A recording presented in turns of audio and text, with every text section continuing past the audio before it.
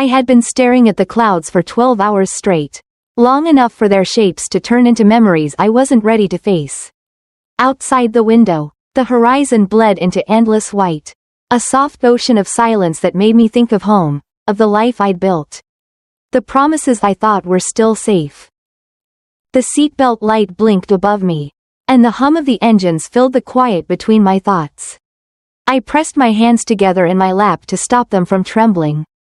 But even then, the excitement, or maybe the anxiety, still pulsed beneath my skin.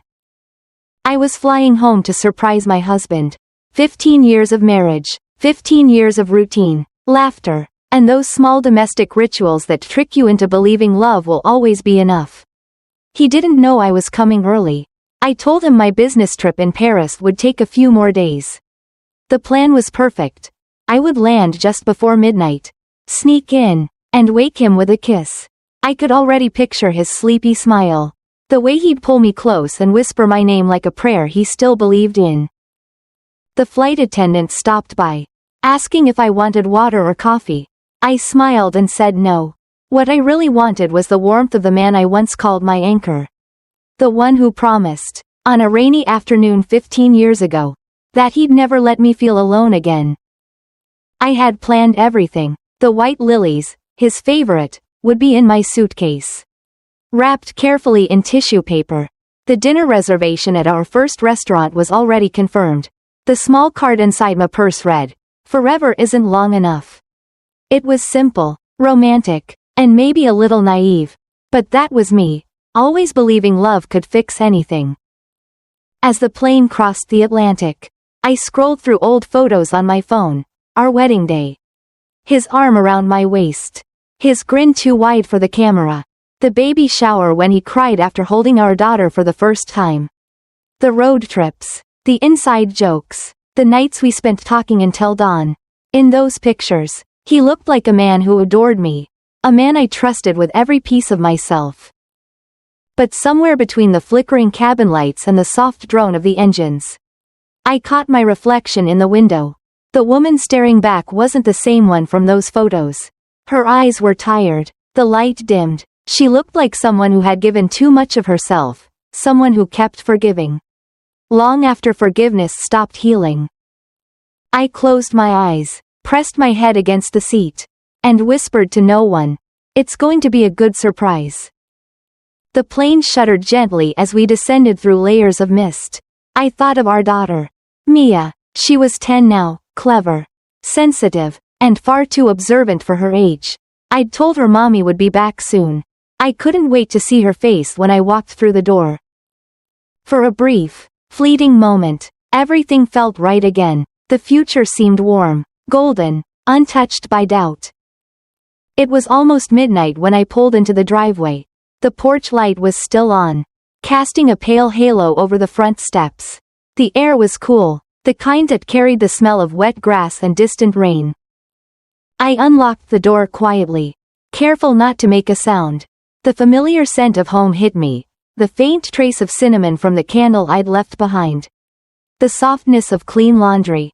The echo of safety. I set my suitcase down gently and stood still for a moment. Listening. The only sound was the ticking clock in the hallway and the faint hum of the refrigerator. Everything looked exactly the same. The framed photos on the wall. The jacket draped over the arm of the sofa. The book I'd been reading, still lying open on the coffee table. It was as if time had been waiting for me. I walked down the hallway toward Mia's room. The door was half open, a sliver of moonlight spilling across the carpet. She was asleep, curled up with the stuffed rabbit I'd bought her from Paris.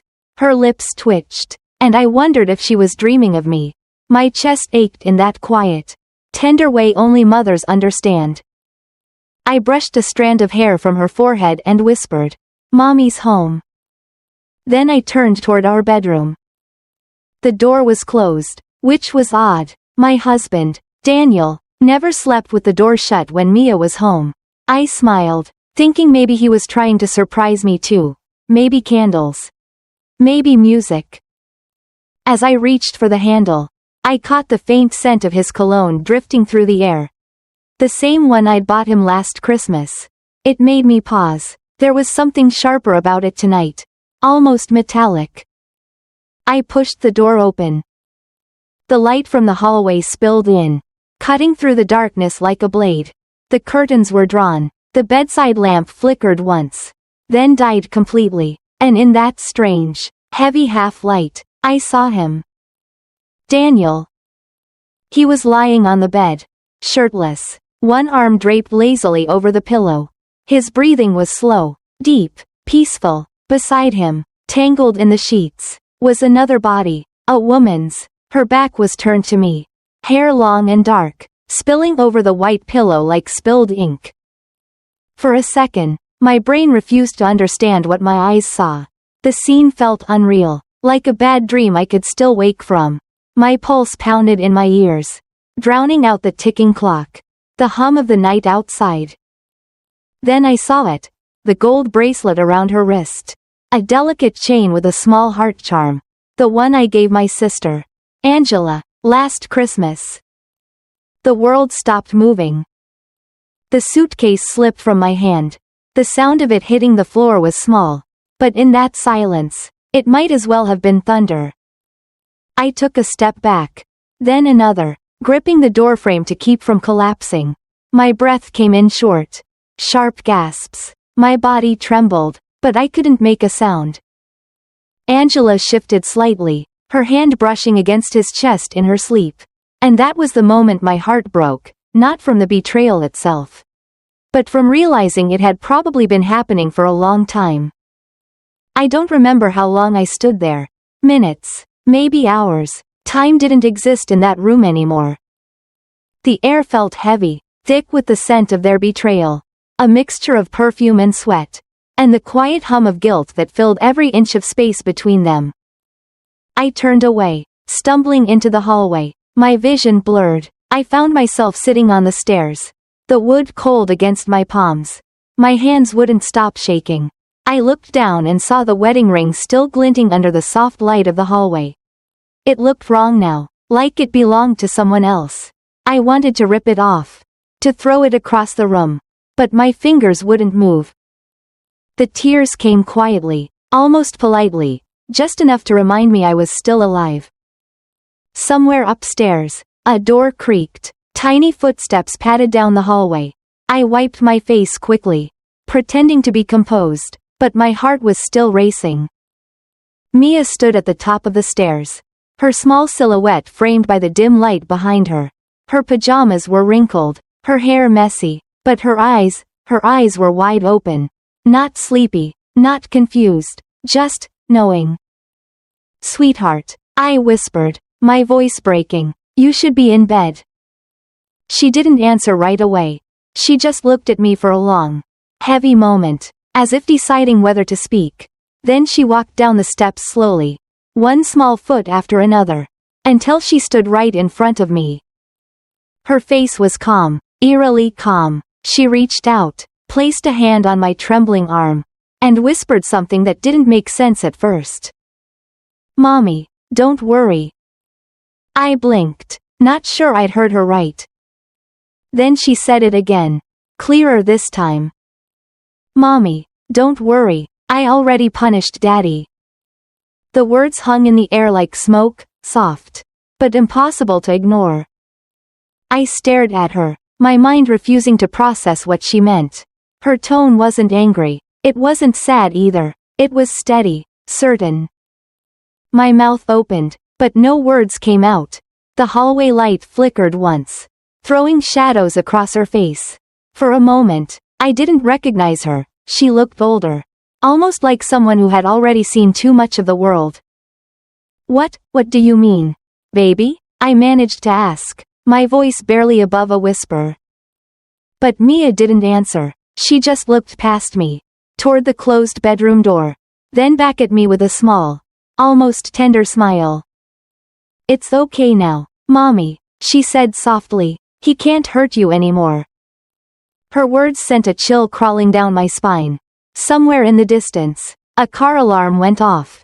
Faint and hollow, the night seemed to stretch thinner, quieter. I wanted to stand up, to run, to check, to understand, but my body wouldn't move. I sat frozen on the stairs as my daughter turned and walked back up, her little hand trailing along the banister. When her door clicked shut, the silence came back, thicker than before. The house that once felt like home now felt haunted, not by ghosts, but by truths I was never meant to see. The hallway clock struck midnight. A new day had begun. But for me, something had ended.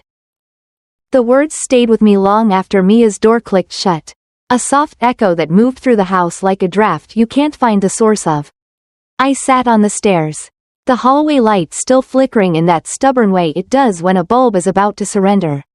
The ring felt heavier on my finger. The silence pressed closer, and beneath it all, like a low drumbeat beneath a choir, was a new truth forming. There had been 1,000 small hurts before this one, and I had stepped over each of them like floorboards that creak only if you put your weight in the wrong place. I didn't sleep that night. I drifted in and out of a kind of waking trance, the way you do in hospitals or airports, half suspended between rooms and reasons. When the light finally thinned into morning, I made coffee I didn't drink and stood at the kitchen window, the steam rising like ghosts. I kept hearing Mia's voice, steady, unchildlike, fold itself around the certainty that had once been mine. He can't hurt you anymore. The sentence tried to comfort me, but it also opened a door to someplace I'd avoided for years, a hallway of old scenes. Old gestures, old words rearranging themselves into a story I hadn't wanted to read. So I walked it. When we first moved into this house, the walls smelled like fresh paint and lemon oil, and every light switch felt like a promise. We were younger then, not in years so much as in the way our chins tilted up when we spoke about the future. The day we signed the mortgage, Daniel kissed me under the sycamore tree out front and said, "We'll raise a family here. We'll make this place holy." I believed him without reservation, not because he had never made mistakes, but because he gave his apologies the way some people give prayers, mouth to heaven, eyes honest, palms open. He was a handsome man made lovelier by ambition. He ironed his shirts on Sunday nights and lined up his cufflinks like soldiers ready for the week. He knew how to listen to my mother, how to carry groceries for the old neighbor across the street, how to cut his daughter's pancakes into perfect triangles. These are not small things. These are the things that make a woman feel chosen in the ordinary hours. Angela visited every other weekend. My older sister, with her laugh that could turn a room honey warm, with her perfumes that smelled like hotel lobbies and late summer. She worked nights at a private clinic and sometimes arrived with her scrubs still creased at the knees, a tiredness on her mouth that made her beautiful in a way I did not have words for. She was auntie and secret keeper and, on my darkest days, the person who could sit beside me and make even my silence feel understood. When Mia was born, it was Angela who drove me home from the hospital while Daniel rode in the backseat with the baby, humming tunelessly as if music itself could keep her alive. For weeks afterward, Angela and I would stand at the kitchen counter at 2 a.m., a bottle warming in a pot of water, and talk about the softness of new life, the terror of its fragility. She held Mia like she was reading a scripture she had known by heart long before she learned the language. She held me the same way, steady, unquestioning, sure. In those years, if you had asked me to draw a map of the people I trusted, I would have given you a house with 2 doors, both unlocked, one with Daniel's name engraved, the other with Angela's. That was the geometry of my faith. It felt like architecture you could live inside forever. But houses shift, walls settle, the light changes and reveals what the dark had politely covered. I can't tell you the first time I sensed something was wrong because it didn't begin as a scene. It began as a tone, a faint off-key note beneath our music. I'd be texting Daniel to pick up milk, and he wouldn't respond for hours, then laugh it off as meetings running long. I'd call Angela after work, and she'd let it ring to voicemail, then reply at midnight with a breezy, "Sorry, sis." Crazy shift. Nothing alarming in isolation, just abundance. Too many small, almost reasonable explanations arriving one after another, like polite guests you didn't invite who kept showing up anyway. Once, when Angela was here for a Sunday cookout. She and Daniel spent an extra few minutes in the garage, looking for the cooler. They came back with the cooler. Yes, but also with a new consonant in the air between them. This lightness with an edge to it. This too easy choreography of glances. I told myself I was imagining it. I had, after all, just returned to work full-time. I was tired. And tiredness has a way of writing unkind captions beneath perfectly ordinary photographs. Then there were the business trips. Daniel's work had always taken him to conferences and client dinners. But now the timing folded itself into neat coincidences. He'd be in Houston the same week Angela flew in to cover a shift at the satellite clinic. A hotel receipt would fall out of his suit jacket while I did laundry. And the date would be wrong by 2 days. Or right by 2, depending on whether you were making a case or building a defense. I confronted him once, on a Tuesday when the late sunlight made the living room look honest. I asked if he was seeing someone. He looked up from his laptop with a slow blink, then reached for my hands as if peeling me out of a bad dream. "Baby," he said, with his voice wrapped in cotton. "We've both been stretched thin. I know I've been distant. I'm sorry, but I love you, you know that." He said it so gently the accusation felt impolite for having entered the room at all. I nodded, folded the doubt back into the drawer where I kept missing socks and old warranties. A marriage is a daily act of interpretation. That night I chose, as I had always chosen, to read his eyes as true. Children live close to the ground of truth. Adults build furniture on top of it and call it a life. Mia was 9 when her drawings changed. Fewer Disney castles. More houses with doors whose locks were drawn too carefully. Keys floating in the sky. Unreachable. I praised her detail. She shrugged and colored the sky deeper. "Mommy," she asked one morning while tying her shoes, "are Auntie and Daddy best friends?" "Yes," I said, too quickly. "We all are." She nodded but didn't smile. "He laughs different when she's here." I stilled, one hand on her shoulder, the other holding time in place. How different. Like he forgot he was mad. Mad? Like, you know, tired mad. She pointed to the ceiling. Which in our house means grown-up talk. The kind that turns on like a faucet when the dishes do. When Auntie is here, the house gets quiet and loud at the same time. My mouth opened and closed around a reply that never found its shape. "Finish your cereal," I said, which is parental for I can't hold this in my hands yet.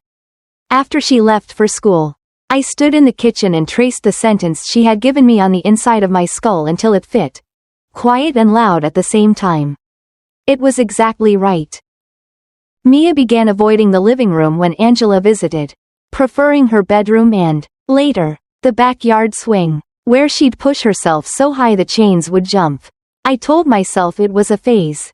I told myself she was growing. I told myself the words people use when the truth feels like a stitch pulled too tight against the skin. And yet, she began to hover near doorways. To listen with her whole face. Once I found her standing on the staircase halfway down. A book open in her hands. Her eyes not moving across the page. "Everything okay, baby?" I asked, keeping my voice easy.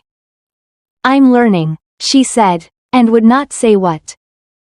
I didn't ask again. Some part of me understood that a question can be complicity if you know you won't accept the answer. The day the messages arrived, I was at my desk at work. The office windows making the afternoon look bluer than it really was. My phone buzzed in that double-quick pattern I'd set for family. It was Angela. "Can I borrow your stand mixer? Need it tonight if possible. Lasagna project." I smiled. This was the texture of our sisterhood. Recipes and errands and texted photos of failed soufflés. Before I could reply, another message came from Daniel. "Running late tonight. Don't wait up." The timestamp made them look like choreography. I felt my pulse quicken. Then immediately scolded myself for letting narrative attach itself to coincidence. I typed back to Angela. "Of course. It's in the pantry." Then to Daniel. "Okay. Be safe. I love you." He replied with a heart and a flame. His shorthand for desire. The kind of emoji that makes you blush even after 15 years. That evening, the stand mixer was gone when I got home. And Daniel's cologne clung to the coat rack though he hadn't been home all day. I opened the pantry, saw the mixer-sized empty space, and felt the room tilt a fraction of a degree. Later, when I texted Angela to ask how the lasagna turned out, she sent back a photo of a chocolate cake. Ha, I changed my mind. A laugh emoji. Don't be mad. I could never, I replied, and for the most part, that was true. My love for her was older than my suspicion. Still, when I set my phone down, it vibrated with an Instagram notification, a tagged photo from a former classmate I barely knew. It was a restaurant shot. Grainy, full of candles and elbows and plates of food arranged like art. There in the background, at the edge of the frame, were two figures turned toward each other in a private orbit. Daniel's jawline, Angela's hair. The caption read, "Celebrating life with the best people." The timestamp folded into the evening that contained both lasagna and a late night at the office. I felt my breath leave me in a way that made my palm go hot. I told myself the angle might be wrong. The light tricky. I told myself lots of people look like lots of people if you want them to. I told myself I was not the kind of wife who audited coincidences. That night, I lay awake and watched the ceiling make its slow exchange with the dark. I told myself stories that would let me sleep. I closed my eyes and chose the ones that did. A month later, Angela asked for help. Could Daniel drive me to the clinic tonight? She texted. My car's acting up. Last minute call in. I'll Uber home. I was at the kitchen table with Mia doing fractions. She looked up when my phone buzzed. Auntie? She asked. Yes, I said. Car trouble. Mia looked back at her homework and drew a small, careful star in the corner of the page. Again? Daniel came into the kitchen wearing that shirt I always liked on him. The one that made his eyes go almost green. He kissed the top of my head. Everything okay? Angela needs a ride, I said. My voice was neutral. Too neutral. You good to take her? Of course, he said immediately, as if generosity could anchor the moment to something righteous. He grabbed his keys from the bowl by the door and smiled at Mia. You holding down the fort? Mia didn't smile back. Always. After they left, I stood at the sink and washed a glass with more attention than any glass has ever deserved. I could have followed. I could have called. I could have insisted on joining. On protecting the geometry of my trust with a physical presence. Instead, I dried the glass and told Mia it was time for bed. I sat in the hallway until she fell asleep and then sat longer. As if my body understood that absence grows in the space you make for it. They were gone for 2 hours and 13 minutes. When Daniel returned, he smelled like mint and something muskier. He kissed me with a tenderness calibrated for guilt. Long night, he said, but we made it. We? I asked. Too casual. The car, he said lightly. Your sister. The city. All of it. When he went to shower, I opened the laundry hamper and saw a smear of lipstick on his undershirt, almost the exact color of the one Angela swore by. A shade somewhere between mulberry and the hour before sunset. I stared at it until the smear became a horizon. Then I closed the lid. As if lids had ever kept anything in. The next morning, I worked from home and pretended the world had not shifted on its axis. Mia ate breakfast without looking up from her book. You okay, Mommy? Of course, I said. She nodded, as if she had expected that answer and already made room for what was missing inside it. It didn't happen all at once. Betrayal rarely does. It's an accrual, a ledger that totals up when you aren't looking. But the day Mia saw what she shouldn't have, it did feel sudden, the way storms do when all the hours of humidity finally decide to turn themselves into rain. It was a Saturday, the kind of bright, clean morning that makes you think you can fix anything with the right playlist. I was in the backyard pulling weeds that held too fiercely to the earth. A sun hat tugged low, my phone inside, blessedly out of reach. Daniel had left early to hit the gym, and then grab coffee with a client. Angela had texted the night before that she'd be off-grid all weekend, spa day with a friend she refused to name. Mia was in and out of the house, barefoot, carrying her notebook and the sort of seriousness that makes children look like old souls visiting temporarily. She stopped at the back door once, her hair in 2 puffs that made her look younger than 10. "Gonna ride my bike around the block," she said. "Helmet," I called after her, "that involuntary magic spell mothers cast." She saluted and disappeared. I knelt by the garden box, so close to the soil I could smell the earth, thinking. The sun warmed the back of my neck. Somewhere, a neighbor's radio played Aretha at a forgiving volume. For a few minutes, I believed in smaller worlds. The front door opened and closed. I heard it, but I didn't. It was the kind of sound houses make. The way they breathe even when you're not paying attention. I didn't know that Mia had returned and slipped inside. I didn't know she had gone upstairs for her water bottle and, finding it empty, had wandered down the hallway to our bedroom looking for the spare I sometimes kept on my nightstand. I didn't know the bedroom door had been left slightly ajar. I didn't know she pushed it open with the same careful confidence she used with new library books. I didn't know any of it until she was standing in the doorway to the yard. Pale where she is usually golden. Her notebook tucked tight under her arm like a shield. "Baby?" I said, rising too fast. Dirt on my knees. "What is it?" For a heartbeat she didn't speak. She just looked at me the way a witness looks at a judge, certain the verdict is not hers to give but desperate for it to be given. Then she stepped forward and put her hand in mine. And I flinched at how cold it was. "Mommy," she said, and this time the smallness returned to her voice. The little girl octave that visits only when fevers do. "I saw Daddy with Auntie." The sun dimmed. I know that's not what actually happened, but I swear the light went thinner.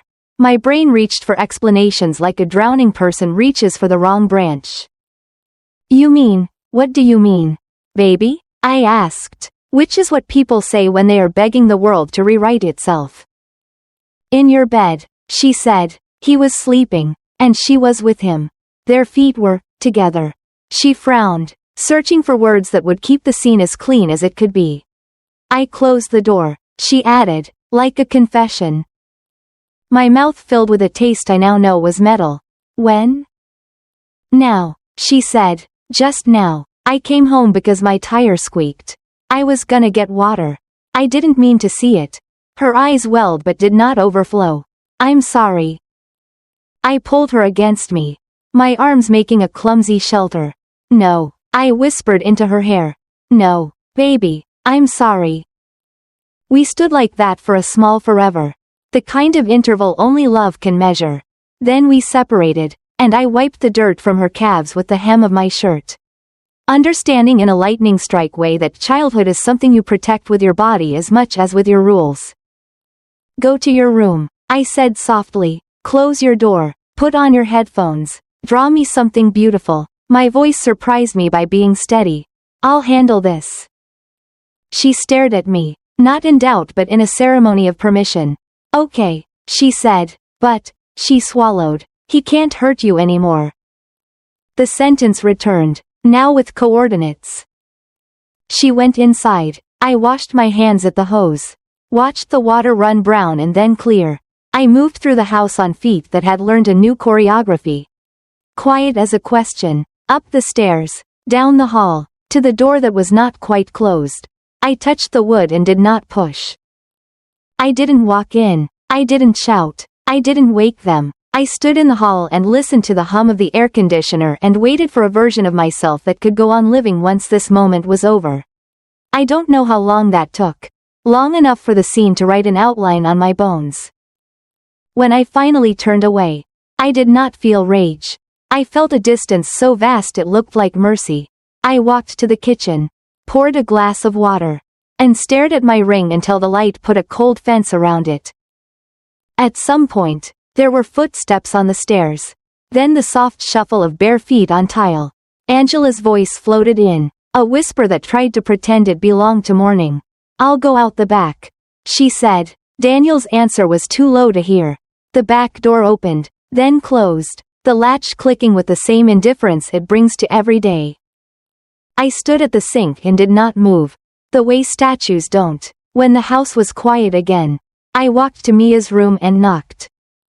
"Yeah," she said, the words shaped by music only she could hear. "It's okay, baby," I said, stepping inside. I saw enough. She looked up, not surprised, not relieved, just present. "Okay," she said. I wanted to tell her we would leave, or stay, or fight, or forgive. I wanted to offer her a future with verbs. Instead, I sat on the edge of her bed and traced circles on the quilt. The way my mother had done when I was sick and she didn't have medicine for what hurt. "We're going to be okay," I said anyway, because children need sentences that hold air. Mia watched me for a long moment. Then she closed her notebook and slid off the bed. "I can help," she said. "How?" I asked, startled by how adult the words sounded in her mouth. She thought for a beat. "The way strategists do, by making it stop." I shook my head. "That's not your job." But she was already walking to her desk. Her back straight. "Maybe it is," she said, so quietly I almost believed she was only thinking out loud. I didn't confront them that day. Or the next. If shame has a scent. It hung in the house like something wet and unlaundered. Daniel tried to be sweet in ways that made his sweetness a weapon. Angela called twice and left voicemails that were about everything but time. "I found a new serum for your skin," she said in one, as if collagen could mend what trust had torn. I replied to none of it. I moved through the week like a patient learning to walk with a new weight distribution. I went to work. I made dinner. I answered emails. I put Mia to bed and sat in the hallway afterward, guarding the border of her sleep. I did not mention the bedroom or the bracelet or the way the house had become a stage where the props remained faithful even if the actors did not. When Daniel finally asked what was wrong, I told him I was tired. He nodded, relieved to be offered a word that asked nothing of his courage. "Me too," he said. He put his hands on my shoulders, massaging lightly, and I felt each finger as if it belonged to an instrument I'd once loved but now heard only out of tune. I told myself I was waiting, for courage, for evidence, for the exact right sentence that would end a marriage cleanly and let a daughter keep both her parents without losing the shape of herself. But if I am honest, I was also waiting for love to perform its oldest miracle, for a story to unhappen. It didn't. Something else did. On Friday, I came home early to make Mia's favorite, chicken soup with too many noodles. The house was quiet in that way it gets when everybody is trying to be kind at the same time. I set the pot to simmer and went to my room to change. My phone buzzed with a school email, weekend announcements, and I skimmed it with half an eye. When I passed Mia's door, I heard her speaking, low, deliberate. I paused, then knocked. She opened immediately, as if she'd anticipated the sound. Her desk was orderly in a way that was unlike her, pencils aligned. Sticky notes clustered like constellations. Her tablet plugged in and charged. A pair of scissors glinting in the thin afternoon light. She smiled, too brightly. "Smells good," she said, like the line from a play. "What are you up to?" I asked. "Homework," she said. The word came out in italics. "Okay," I said, forcing lightness into my voice. "Dinner in 20. She nodded. The door closed. I returned to the kitchen, stirred the soup, and told myself 100 stories about normalcy. I set the table for 3. Then, without thinking, added a fourth-place setting. I removed it quickly, as if the forks themselves could tattle. When Daniel walked in, he kissed my cheek and said, "Smells like love." I looked at him for a full beat longer than I should have. Which is another way of saying I let the air do the work of answering. We ate. We talked about Mia's science project and the weather and whether the sycamore out front needed trimming. After dinner, I washed dishes while Mia dried. Daniel scrolled through his phone with the performative boredom of a man who wants to be seen not wanting anything. That night, I dreamed of doors. Some opened, some didn't. In the morning, I woke to the soft click-click of Mia's typing in the next room. Her door was closed. A sign hung from the knob she'd made years ago. Genius at work. Do not enter unless you have snacks. I went to the kitchen and cut an apple into 8 perfect moons. Because love is sometimes geometry. When I knocked and entered, she was already standing, as if she'd been expecting both the fruit and the intrusion. She took a slice and bit it in a way that made the moment look normal. Thanks, she said. What are you making? I asked, because to name a thing is to limit the damage it can do. A slideshow, she said, for school. What class? She smiled. Life skills. I laughed, and in that moment, my laughter did what laughter has always done, covered what it could not cure. 2 hours later, she came into the living room and sat beside me. She leaned until her head found my shoulder, the way it did when she was 5 and the world was a hallway with only 2 doors, safe and not. Mommy? If you love someone, she asked, and they make a really big mistake, does telling the truth hurt them more or help them more? I considered choosing philosophy. I considered choosing law. I chose the only thing I trust. It depends on the kind of truth, I said, and the kind of hurt. She nodded, as if something had been confirmed. Okay, she said, thank you. That evening, Daniel went to bed early. I sat in the dark a while, listening to the house talk to itself. Pipes. Vents. Wood settling. Mia passed the living room on her way to the kitchen and paused. The blue light from the stove clock cut a clean line across her face. Mommy, she said, voice quiet but fierce, I love you. I love you more, I said. No, she said, you love nicer. She smiled sadly. That's different. She went to her room. I stared at the ceiling and tried to memorize a prayer I had never learned. In the morning, everything looked ordinary, the kind of ordinary that has a heartbeat if you press your ear to it. I washed my face. I made coffee. I spread jam on toast with the neatness of a person who is trying to keep one thing clean. Then my phone buzzed. Not a text. A series of alerts arriving in a cascade that made the screen look like rain. Group chats. Family threads. One from my mother. Call me now. One from my cousin. Are you okay? One from a number I didn't recognize. You didn't deserve this. My body moved before my brain did. I opened the first thread, the family group chat that my aunt uses to share recipes and church announcements. At the top was a video. The thumbnail was our bedroom door, left ajar. The first frame was a slow push inward. The second was a familiar bracelet catching light like a sin. The third. I couldn't breathe. My thumb shook over the screen. I did not hit play. I did not have to. The captions wrote themselves in the minds of people who love you and those who don't. The storm had already arrived. Mommy? Mia stood in the hallway. She did not look surprised or frightened. She looked like a person whose map had finally matched the road. Come sit, she said, leading me to the couch like a nurse escorting a patient. She set a glass of water on the table. It's okay.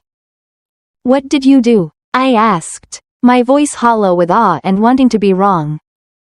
She held my gaze, and in her eyes I saw both the child who asked for bedtime stories and the soldier who knows wars rarely have heroes. I told the truth to people who needed to know it, she said, her chin lifted a fraction. He can't hurt you anymore. The sentence arrived a third time, now less a comfort than a verdict. Mia, I whispered, you can't.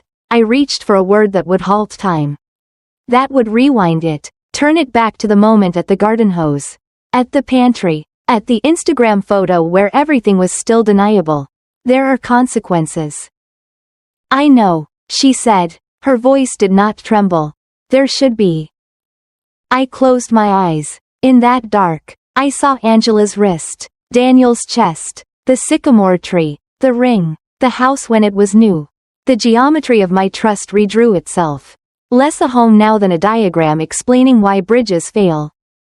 I opened my eyes. Mia was still watching me, ready to carry whatever I could not. I took her hand and felt the complete weight of what we were about to live through. Outside, the day went on pretending to be a day. Inside, the truth finally stopped pretending to be anything else.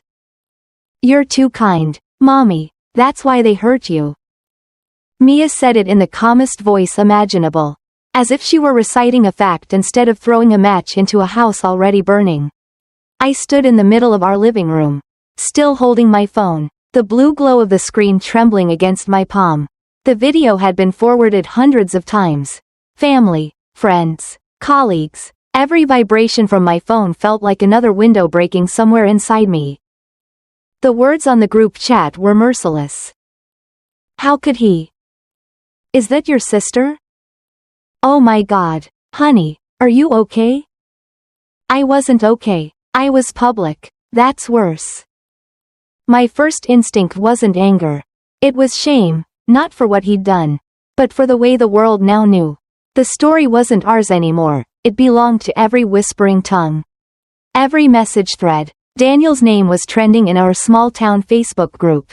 His workplace's email thread. Maybe even the local news by now. Angela had called me 16 times. I hadn't answered once.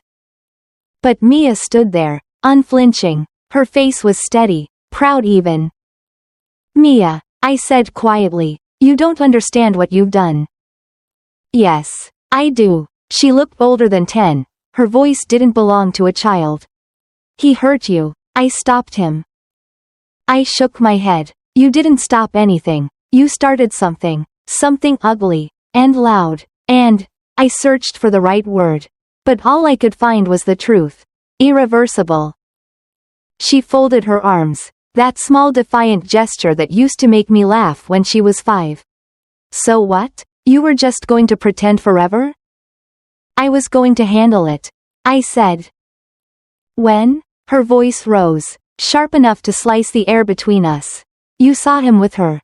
You knew. And you did nothing. You always do nothing. You forgive. You stay. You let people break you because you think kindness is armor. But it's not, Mommy. It's a target. The words hit harder than I expected. Maybe because they were true. Maybe because they came from her. I turned away and stared out the window.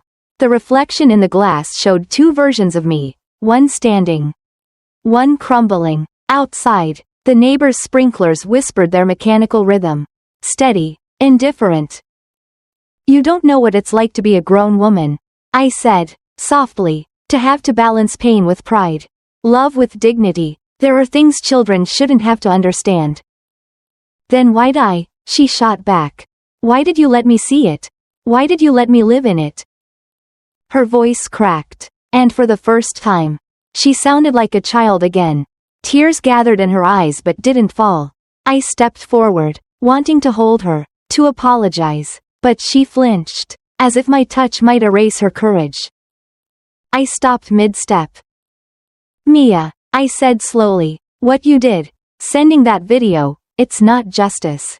It's vengeance. And vengeance doesn't heal, it only spreads the hurt. She looked at me with something that wasn't quite anger, wasn't quite grief. Then maybe everyone needs to hurt for a while.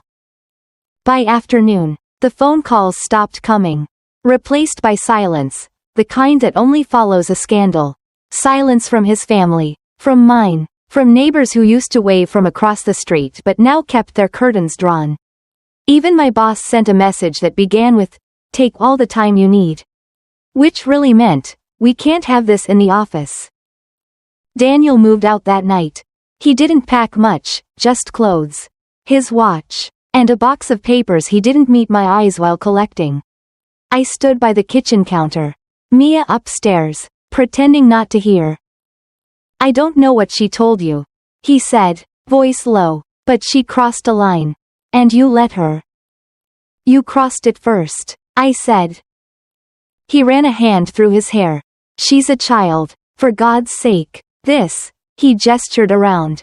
At the house, the shattered calm, the life, this is madness. You made it madness, I whispered. He looked at me then, truly looked, and something flickered behind his eyes, not guilt, not even shame, something smaller, defeat.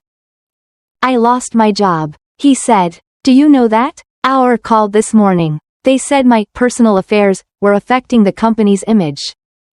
I didn't answer. He laughed, hollow. Bitter. Guess congratulations are in order.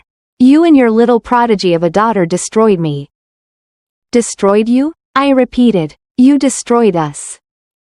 He grabbed the doorknob. You're welcome to the house. He muttered, since you've already taken everything else.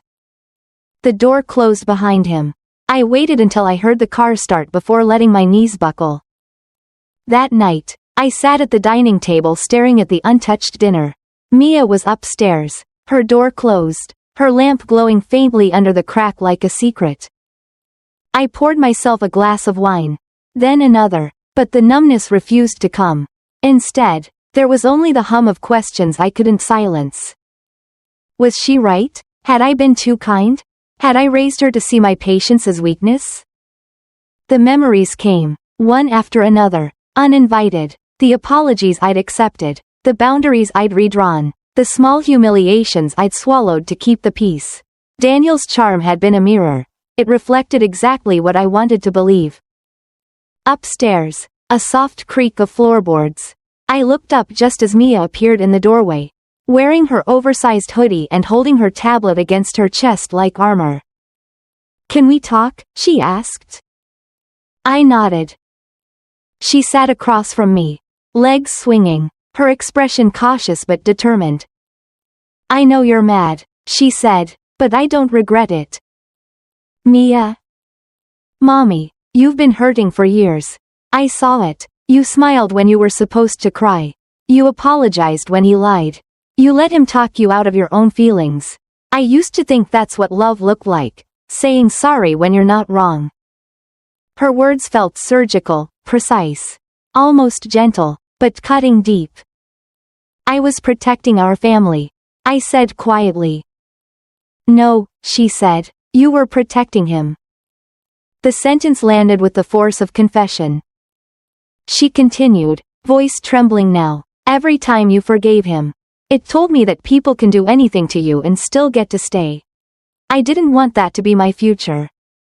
I looked at her, really looked, and realized she wasn't angry anymore. She was scared that love would always mean losing yourself. Mia, I said, reaching for her hand, what you did was brave, but it was dangerous too. That video, it's everywhere now. People are cruel, they'll twist it, they'll twist you. She squeezed my hand once, then pulled away. Let them, the truth shouldn't need good PR. 2 days later, Angela came. I almost didn't open the door. She stood on the porch, her eyes swollen, hair unwashed, wearing the same sweatshirt she'd borrowed from me months ago. The irony was exhausting. Please, she said, voice barely a whisper, I need to talk. I opened the door halfway. Talk to who? The wife you betrayed or the sister you buried? Her mouth trembled. I never meant to. Don't, I said, don't use that sentence. It's for people who break vases, not lives. She nodded, tears sliding freely now. I'm sorry, I'm so sorry. Behind me, I heard a small sound, the creak of a step.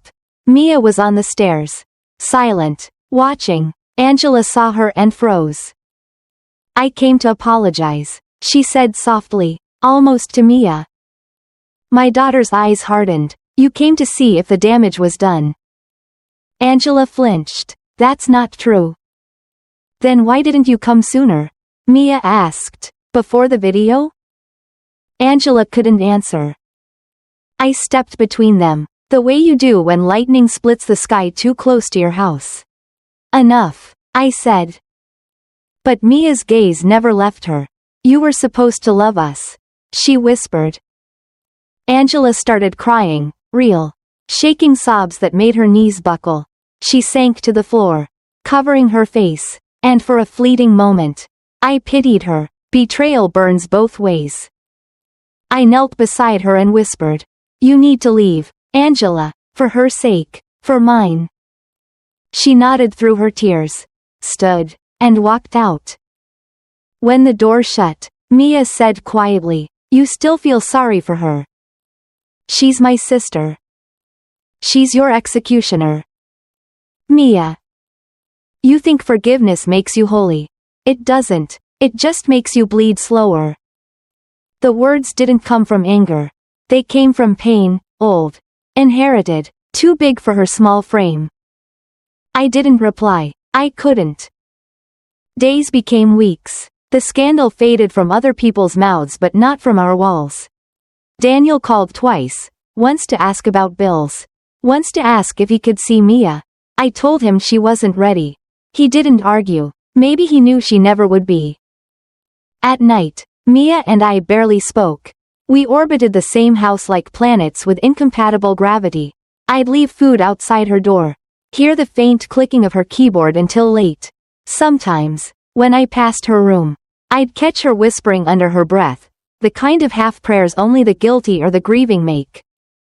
I thought about taking her to therapy, but I couldn't even face the receptionist's question, "What brings you in today?" So I pretended we were healing. Until one evening, I went to her room to fold laundry and saw her notebook open on the desk. She'd always been a writer, short stories, journal entries, but this wasn't writing. It was planning. Page after page of names, connections, screenshots, emails, each one linked with arrows. In the center, written in red ink. Make him see. My stomach dropped.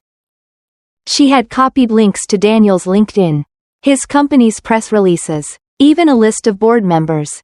On another page, Angela's contact list.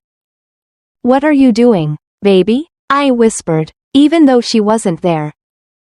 The next page stopped my breath. A draft email addressed to Daniel's boss. Subject line, "For your awareness." Attached, the same video, renamed truth.mp4. I sat down, the room spinning. A noise behind me, the soft click of a door. I turned. Mia stood there, frozen mid-step, her face pale. "Mommy," she said quietly, "don't be mad." "What is this?" She hesitated, then straightened her shoulders. "You said he should face consequences. I'm just finishing what I started." "Mia, no." I closed the notebook. "It has to stop, right now." "But he's living his life like nothing happened," she cried. "He goes to work. He smiles on Facebook. Everyone still calls him sir. Why do bad people get to keep everything while we sit here pretending to be fine?" Her voice cracked. "I want him to feel what you felt. Just once." I swallowed hard. Revenge doesn't make the pain smaller. It multiplies it. Trust me, baby, it eats you alive. She shook her head. "Maybe you just didn't do it right." And in that moment, I saw it, the line between justice and obsession, blurred by love and rage. My daughter, my child, had crossed it for me. "Mia," I said, voice trembling, "please, let me handle this." "You already did," she said bitterly. "You handled it by doing nothing." Then she walked past me, leaving the smell of her shampoo and something else, determination. That night, I couldn't sleep. Every creak in the house felt like a question I'd left unanswered. I sat on the edge of my bed, staring at the dark outline of the door. Was she wrong? Had my silence turned her into this? Was she trying to save me, or to become me? At 2 a.m., I walked to her room. She was asleep, curled up, her face soft again, the child underneath the armor visible in the low lamplight. Her phone rested beside her hand. I picked it up gently and unlocked it. She never changed her password. My heart sank. An email draft, timestamped 1:27 a.m. The same subject line, the same attachment, only this time, it wasn't just to his boss. It was addressed to the local news station. I deleted it quietly, then placed the phone back beside her.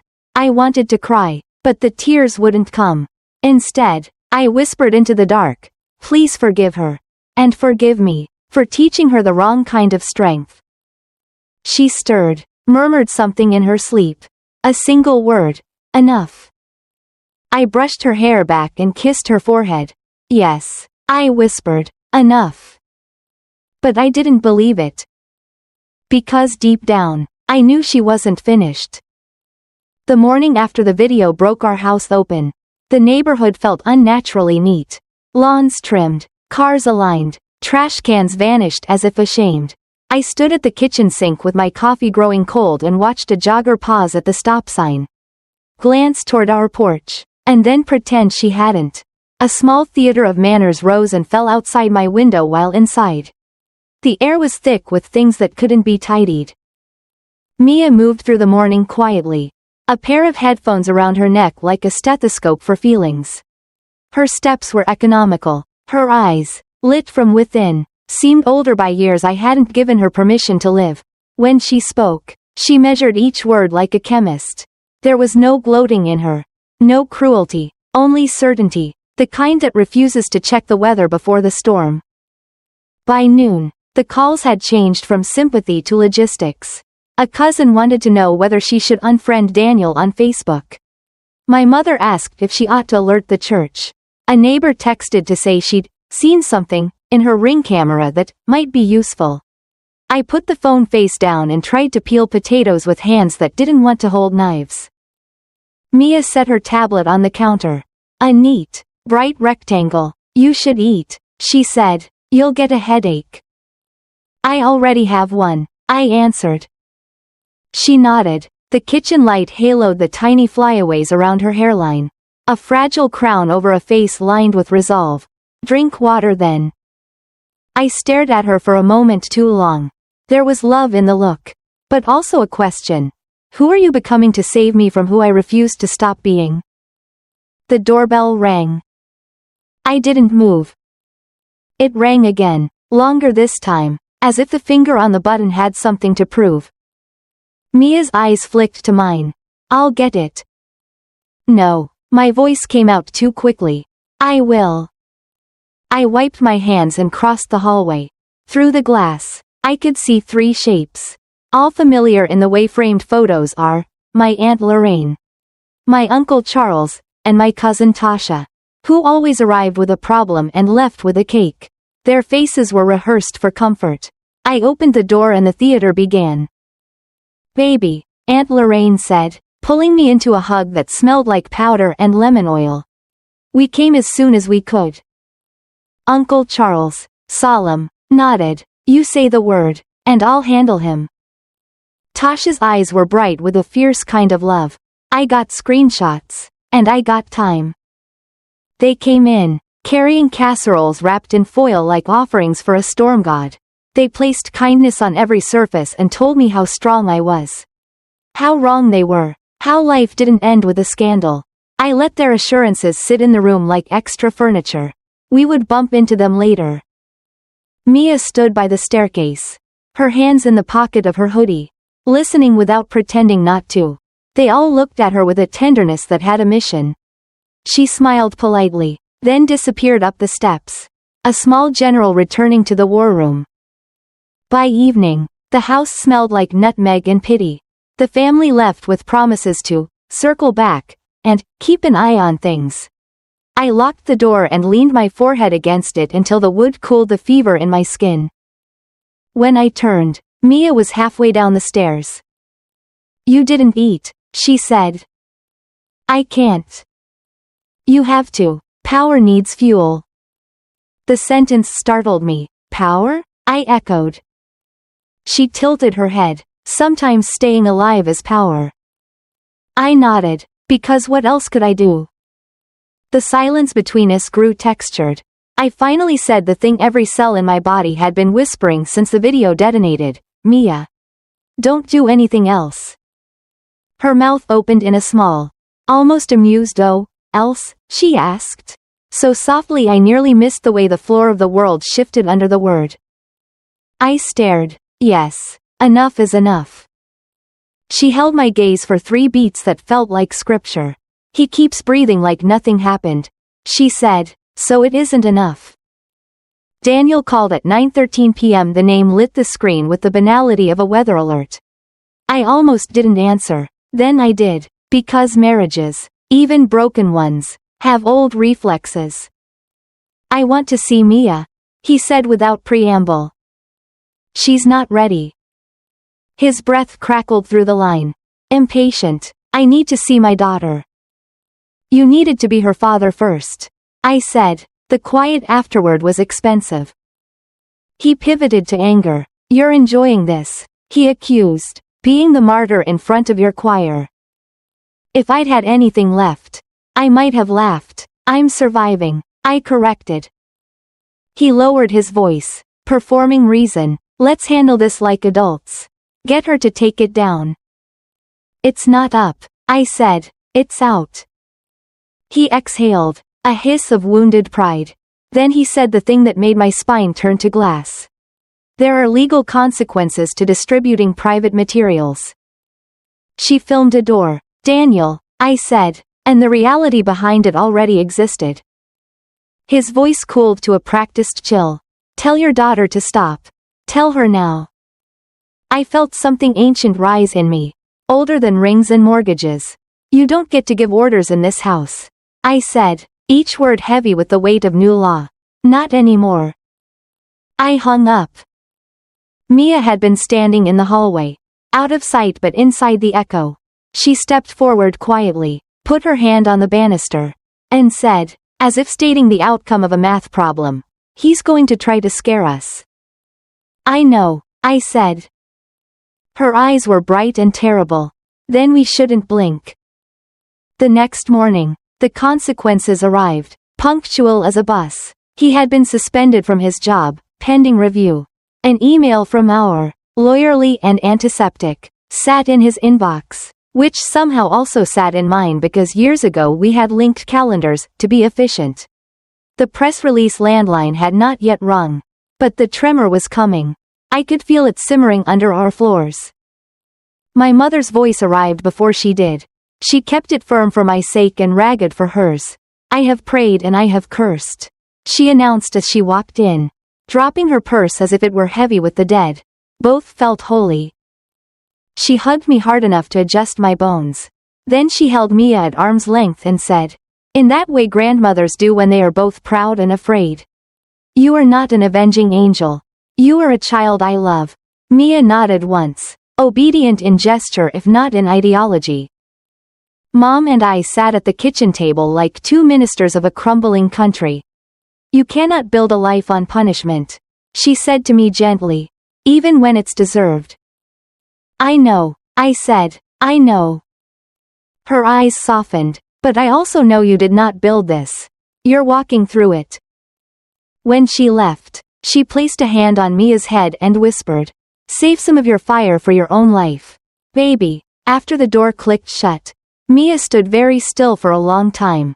Then she went upstairs. I followed 10 minutes later. To knock, to beg, to wrap my body around the metaphorical grenade I feared she was cradling. Her door was closed. The paper sign read, work in progress. I knocked anyway. Come in, she said. The room was a geography of planning. A chessboard on the desk with no kings. Post-it constellations. A printout of the school's social media policy with highlighter wounds. A whiteboard with the word boundaries written so large it read like a threat. On her bed, a coil of charging cables lay like tamed snakes. What are you doing? I asked. She uncapped a marker and drew a square. Building a fence, she said. With what? Information. Mia, I kept my voice steady. This ends now. She capped the marker, turned. He won't stop unless something makes him. He already lost his job. I said, you did enough. She tipped her head. Jobs come back. A small pause. Reputation travels. The room seemed to inhale. What have you done?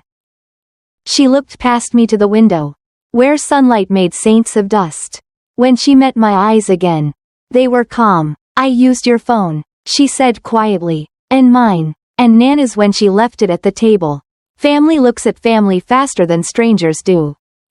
My throat tightened. You sent the video to the people who hold him up. She finished. Not randoms. Not the internet. The people who tell stories about him at Christmas. The people who hire him because he feels like one of theirs. The people who call you a lucky woman while they clap his back. I closed my eyes. Something inside me hurt in two directions at once. The mother and the witness. Baby, I whispered, please, I am asking you to stop. She sat on the edge of the bed. The mattress sighed like a tired friend. If I stop, she said, who makes sure you don't start forgiving again? I won't, I said, and hated how like a vow it sounded. Because vows and I were not on speaking terms. She nodded. Okay, a beat. Then let me finish what I began before you came home. The sentence fell through me like a stone through water. Before I came home? She lifted her chin. I saw them weeks ago. She said, not like the other day. Not as much, but enough. She swallowed. I told him I knew. My knees went soft. You told him? She nodded. Tiny, like a secret trying to be small. He laughed. He told me I misunderstood. That adults nap and that once. In college, he and a friend, she stopped. The rest of the sentence limped away. He said if I loved you, I wouldn't make trouble. The room rang. Suddenly, with a silence so loud I thought the glass might hum. What did you do? I started planning, she said simply, not to hurt him, to stop him from hurting you. I figured out how to use what adults use against kids. Proof. Timing. Audience. How? My voice barely cleared my lips. Practice, she said. You taught me how to research. Grandma taught me how to tell a story so people listen. And school taught me how systems ignore girls unless they make noise. I sat in her desk chair and held the edge of the world with both hands.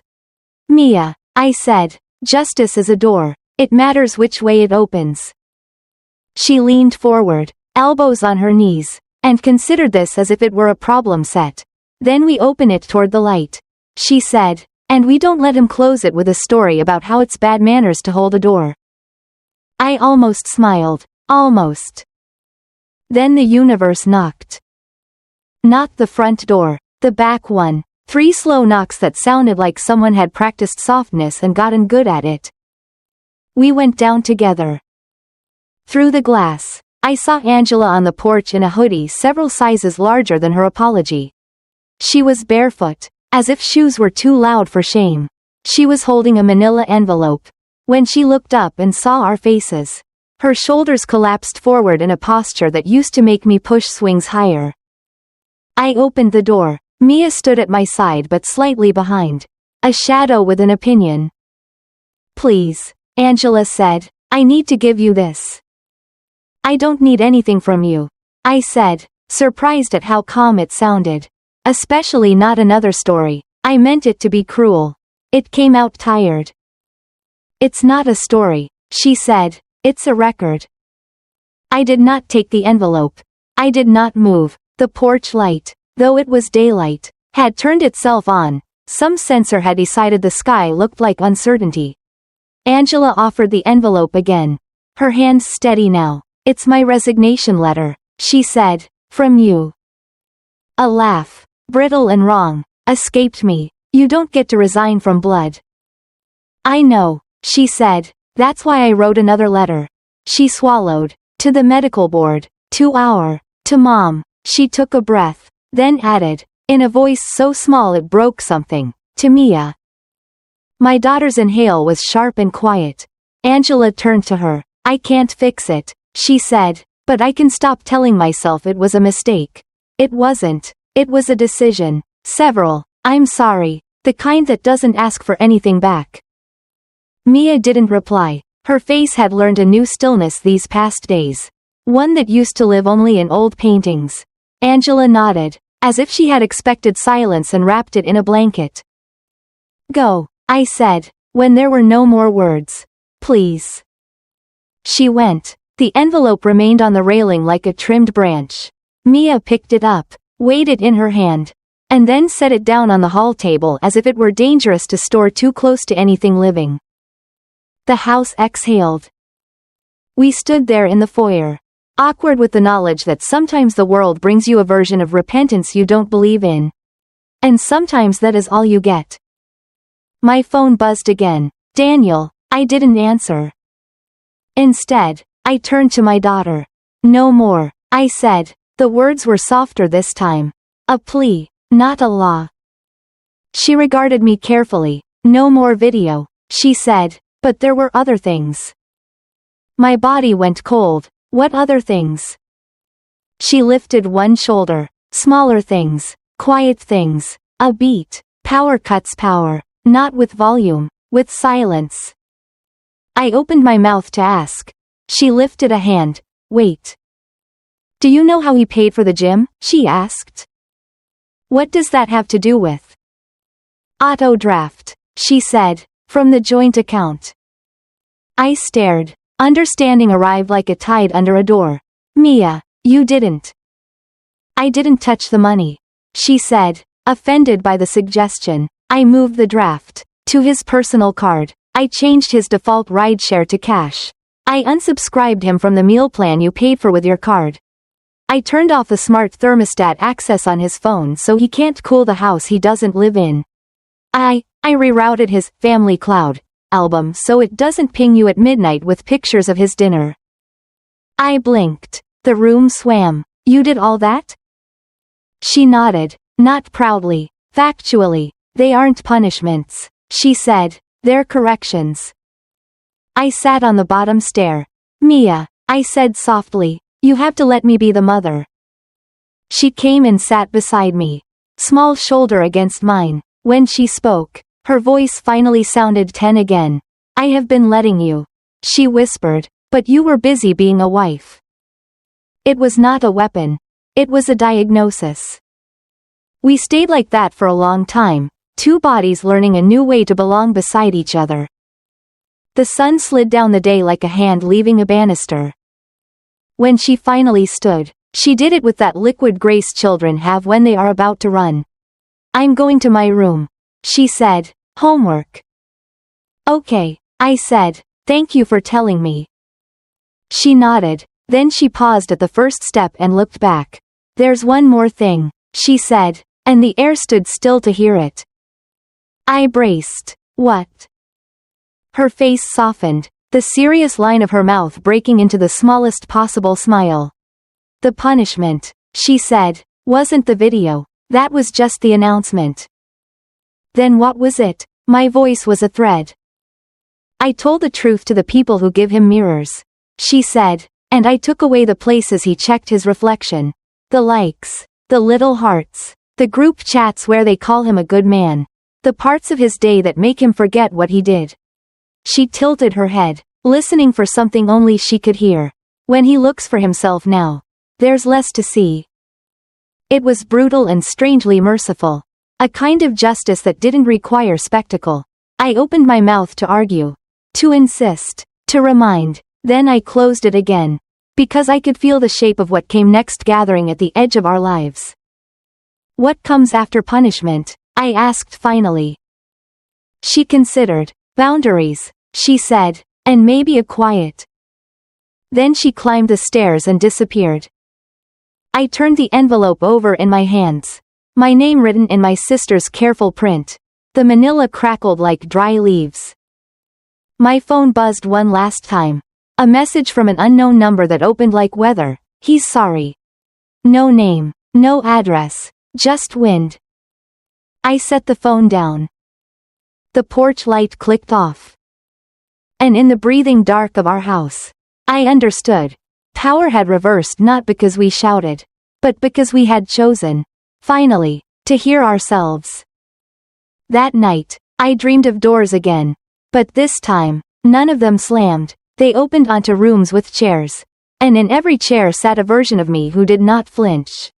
When I woke, the house had the fragile quiet of a place after a storm, branches to gather, water to sweep, the sky low and honest, the work of living. From upstairs, Mia's footsteps, then her voice at my door, hesitant, Mommy? Yes? I think I want to talk to someone, she said, not you. Like a person who listens for a job. A therapist, I said, the word a little awkward in my mouth and then less so. Yeah, she said, I think I need a room where I don't have to be brave. My eyes filled and did not overflow. Me too, I said. A long silence, soft around the edges. Okay, she whispered, we can both go. Okay, I said. And mommy? Yes, baby. Tomorrow, can we move the furniture? She stepped into the doorway, hopeful and shy. I want the couch where the light is good. I smiled. We can. She nodded and vanished down the hall, her silhouette small and certain. I lay back and looked at the ceiling. Somewhere, a bird rehearsed the morning. The day did not yet know what it would ask of us. But for the first time in weeks, maybe months, I believed we would answer as ourselves. And under that belief, quiet and terrible and tender, a new question curled like a cat by a window. Who really punished whom? I didn't have an answer yet. But I knew where to sit while I waited for one. We moved on a Tuesday because Tuesdays don't have sharp edges. People are too busy surviving their week to notice boxes stacked on a porch or a sofa balancing like a ship on two men's shoulders. I chose the new place for its windows, tall, unashamed, the kind that made you think light had opinions, and for the way the morning rested on the kitchen floor like mercy. Mia labeled every box in block letters and drew a small star in the corner. As if each object needed a gentle night sky to travel under. The boxes were our history in cardboard, pots, books, Mia's drawings, photos, decide later. I added one that said, things we will not explain. Sealed it with blue tape. And put it at the back of the closet where secrets go to soften. The landlord handed over the keys with a smile that pretended not to know our name. I appreciated the performance. He told us the boiler had personality but good intentions. That the neighbor downstairs baked on weekends. And that the storm windows were stubborn in spring. It sounded like a life. Flawed and ordinary. I signed, handed back the pen, and felt something unhook in my chest. We slept on mattresses on the floor the first night, our breath finding new corners to learn. The old house had kept our shape, this one made us try on different angles. I lay awake listening to Mia's soft turning, to the radiator's polite complaints, to a city whose voice I was not yet fluent in. The ceiling fan clicked in a rhythm I could not match. It felt, briefly, like the ocean, too big, too loud, too alive, then it felt like what it was. A room that would let us name it. Morning arrived as a quiet apology. I made coffee in a pot that still remembered another stove. The steam rose like ghosts and then forgot us. Mia came into the kitchen in socks and an oversized sweatshirt that used to be Daniel's but had switched loyalties in the night. She sat on the counter, legs swinging, and watched sunlight argue kindly with the dust. It smells like cinnamon, she said. It's the wood. I answered, old floors hold on to what they loved. She nodded, as if told a science fact. Then we should spill good things on purpose. We laughed, lightly, and it didn't sound like pretending. People called, fewer now. The scandal had evaporated into the air, as scandals do, leaving minerals of rumor on the surfaces of things. Work resumed, school resumed, the grocery list resumed. I found myself grateful for banal tasks that asked nothing of my soul. If healing were a verb, it would look like dish soap and a clean towel, small, repeatable, honest. Therapy was not dramatic. It was a waiting room full of chairs that understood weight and a woman with kind eyes who gave us a vocabulary that didn't stab. We learned phrases like, felt sense, and, window of tolerance, and, parts work. We practiced breathing that didn't sound like drowning. We discovered how to ask, do you have the bandwidth for this conversation, without making bandwidth another word for love? Mia took to it differently than I did. She treated therapy like a class she wanted to ace, scribbling notes in the margins of her mind.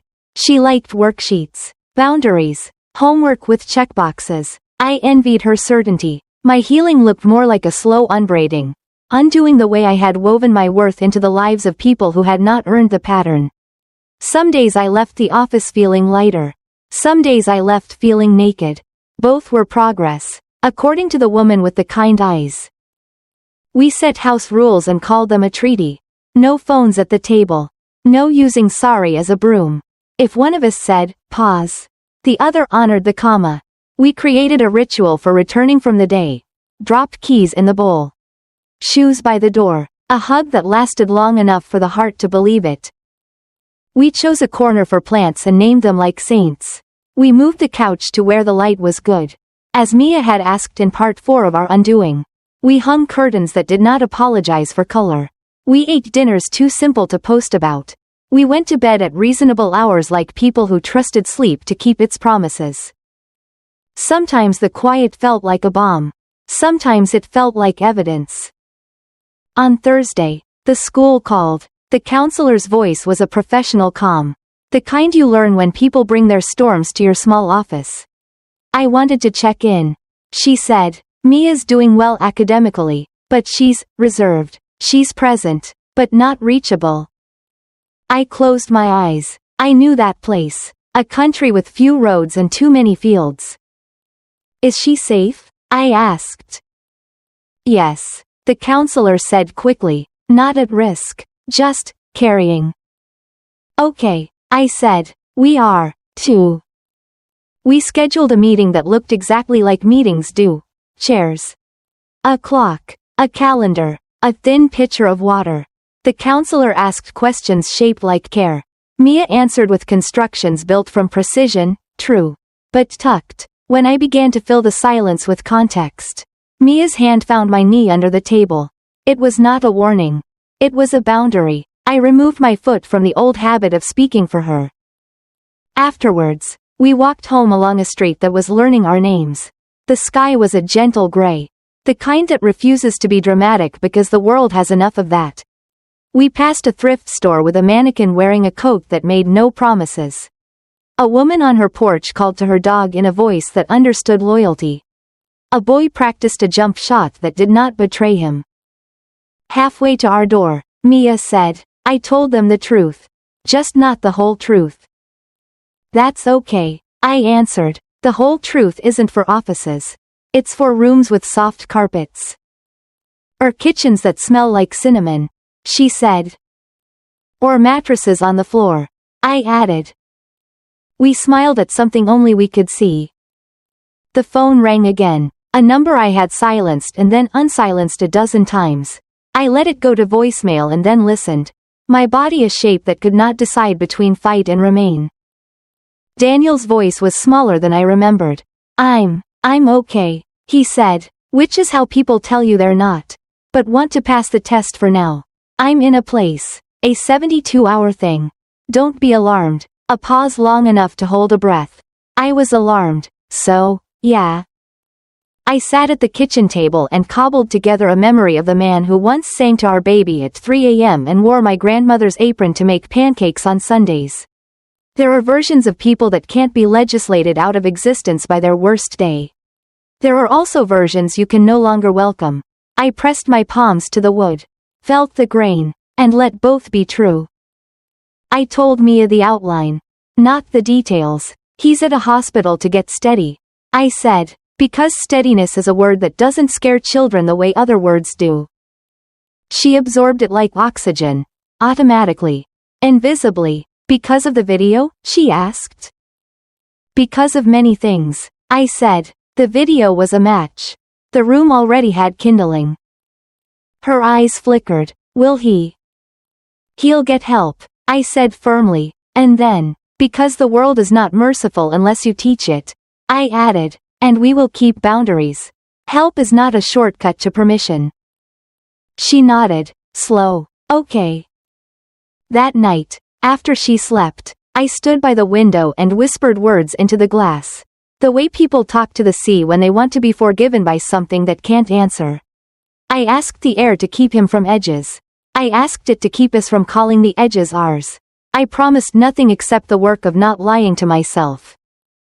It occurred to me, in the clean midnight, that revenge had not undone me. It was my appetite for pretending that had almost done the job. Subtle revenge, if there was such a thing, looked less like ruin and more like absence. Removing the soft furniture from a person's lies until they had to sit on the floor of what they did. Mia began to draw again. Not castles, not doors, not diagrams of consequence. She drew hands. Rows and rows of hands, Open. Closed. Interlaced. Cupped. Reaching. She drew tiny scars on knuckles and little moons on nails. She colored them every color hands come in. She taped them above her desk like an argument for humanity. What are they doing? I asked. Not hurting, she said. Then, after a beat, not holding too tight. We made a gallery wall and wrote titles that didn't apologize. She named one, Boundaries with Warmth, and another, Yes but also No. I named one, Return, and she rolled her eyes. Playful. You're in your poetic era, she said, as if the other eras had been less dangerous. I cooked too much on purpose and took plates downstairs to the neighbor who baked on weekends. She taught us how to store bread with an apple slice to keep it alive. We made a calendar of small mercies, Friday night movies, Sunday morning walks, Wednesday bowls of soup with the fancy spoon. We chose a church to visit not because we needed answers but because we needed chairs where people sat together without speaking. I called my mother every other night. She told me old stories in the present tense. Because memory is more true when it believes it's happening now. When you were little, she said, you used to hide pennies in the couch so you could find treasure when you were sad. I checked the cushions, found nothing, put 3 quarters there anyway. I did not tell Mia. Some maps must be discovered. Not given.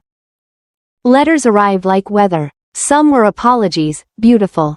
Wincing things that I recognized as sincere. Some were explanations wearing apologies perfume. Some were weapons shaped like questions. I answered a few with care and most with silence. Angela's envelope sat where I had left it. A shoreline I was not ready to walk. One afternoon, a smaller one came. Addressed in a hand I knew too well. Inside was a single paper with 2 sentences. I am in a program. I am sorry. If my staying alive is a condition of your forgiveness, I accept the condition. No ask. No demand. Just a shape put on the table. I took it to therapy like a child bringing a frog. The woman with kind eyes did not declare it a miracle. She asked where I felt it in my body. Here, I said, pressing below my ribs. Like something that might become a sob or a song. Both are allowed, she said. I did not choose either. I chose to breathe. Mia found me at the kitchen counter later. Letter folded. Tea cooling. Is it from him? She asked. She didn't say his name. Names understand their assignments. Yes, I said. He's getting help. Because he is sorry, she said. The sentence neither statement nor question. I considered, because he is trying not to be the same person twice. She held my eyes too long for comfort. And what are you trying to be? I thought of a dozen brave women I had failed to be when I was with him. I thought of the quiet victories I had won since leaving. The way I had stopped explaining my pain to people who liked pain explained. Someone who doesn't bleed to prove she's kind, I said. Mia looked at me, then down at her hands. Okay. She whispered, okay. Grief returned, uninvited, but less theatrical. It arrived when I reached for a mug that wasn't there.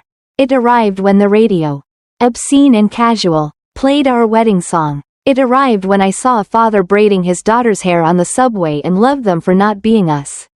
It arrived when I laughed so hard at a dumb joke on television that I looked around the room to share it and realized the person I would have handed that laugh to was gone. But grief also widened. It made room for gratitude, which is the brave sibling of grief. Gratitude entered as the sound of Mia's pencil in the quiet, as the neighbor's knock with bread still warm, as my mother's voice on speaker while she beat eggs until their yellow meant morning, as the way the light at 4 p.m. slipped like a ribbon through the living room and landed on the rug we had not yet chosen, which meant we were living anyway. Once, while washing dishes, I caught myself humming. I froze, hands deep in water, as if happiness were a deer I might startle. The song wasn't ours, it was mine. I let it finish. The worst night came without a reason. The body remembers anniversaries the mind can't count. I woke at 3:14 a.m., the number precise and useless. With fear gnawing at the boards of the house. The dark had teeth. I checked the locks. I checked the windows. I checked the quiet. I walked to Mia's door and listened. Her breathing was a field in summer, alive. Insect soft. Trustworthy. I cracked the door and saw her lit blue by the aquarium glow of her nightlight. The plastic fish circling as if deciding who they would be tomorrow. On the chair was her hoodie, folded with the care of a truce. I sat on the floor with my back to her wall and let the house hold me up. Somewhere a siren stitched the night. Then let it go. I found a prayer my grandmother taught me for no good reason other than it keeps the mouth busy until the heart remembers its job. When I finally stood, I felt wrung out and rinsed. Not clean exactly, but recognizably mine. In the morning, Mia studied my face the way she studies instructions when the picture on the box looks too good to be true.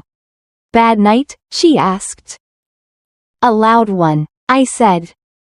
She poured cereal and ate it like a person who trusts breakfast. I can make you a playlist, she offered, casual, brave, for the hours that refuse to end. I'd like that. Okay, she said, I'm calling it, Rooms with Soft Carpets. Perfect, I answered, and meant it. On a Sunday that arrived like a clean shirt, we finally opened Angela's envelope. We did it together, sitting cross-legged on the rug that chose us on sale. The paper inside was blunt: resignation, admission, restitution, no romance, no absolution. A check had been cut to a charity I recognize for the work it does when people cannot eat grief and still expect to live. There was a note addressed to Mia. I believed my need was an emergency. It wasn't. You believed your mother's dignity was an emergency. It was. Mia read it once, twice, then set it on the table. Sometimes grown-ups use pretty words to print ugly things, she said. Sometimes, I agreed. Sometimes they use ugly words to print true things, she added, surprising me. Sometimes, I agreed again. We did not call. We did not throw anything away. We put the papers in a folder labeled, fireproof. Because we might someday need to remember that the house burned and then did not. At least not all of it. That night, sleep visited Mia like kindness. It came early, stayed, and told no stories until it had one worth telling. I tucked her in and lingered, waiting for the question she sometimes asked at bedtime. Will we be okay? But it did not come. She closed her eyes and the room returned to us. I made tea. I made quiet. I made a small list of groceries even though we had enough.